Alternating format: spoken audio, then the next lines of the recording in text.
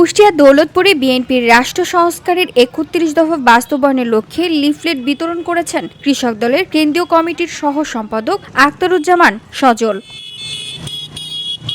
রবিবার দুপুরে দৌলতপুর উপজেলার পিয়ারপুল ইউনিয়নের কামালপুর বাজারে এই লিফলেট বিতরণ করা হয়। লিফলেট বিতরণকালে বিএনপি ও বিভিন্ন অঙ্গ সংগঠনের নেতৃবৃন্দ ও স্থানীয় জনগণ উপস্থিত ছিলেন।